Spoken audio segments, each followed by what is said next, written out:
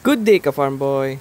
Ngayong araw, bibigyan ko kayo ng update sa first week ng July. Kung ano nga ba yung performance ng hens natin at saka ano ba yung condition nila. Farm boy, sa sobrang naulan dito sa amin, hindi pa rin napaasikaso tong range area ng mga layers natin dito sa layer house number 2. Hindi kasi mahanapan ng oras kasi maulan talaga.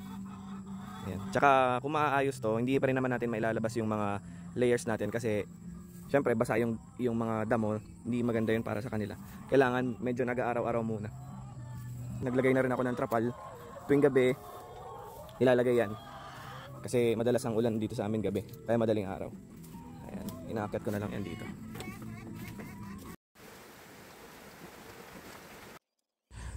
Yung trapal ka farm boy, protection nila yan sa lamig lalo na kung maulan at sa gabi. Sa ngayon wala pa namang nagkakasakit dito sa layer house number 2.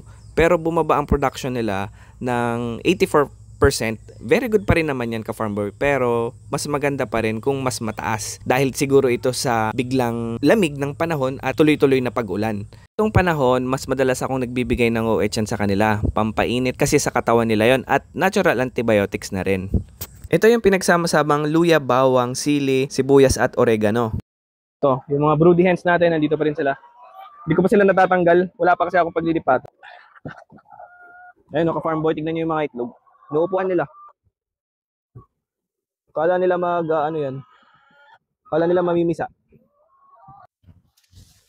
Kakatapos lang natin magpakain dun sa kabila ka farm boy. Ngayon, dito naman tayo magpakain tsaka mag-collect ng mga itlog sa layer house 1. Tara!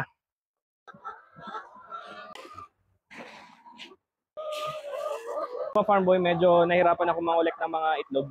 Hindi ko kasi na-anticipate na medyo mahihirapan pala kumuha ng itlog kapag medyo mababa yung nesting box natin. Pag naandun na sa ilalim, kailangan mo na talagang yumuko.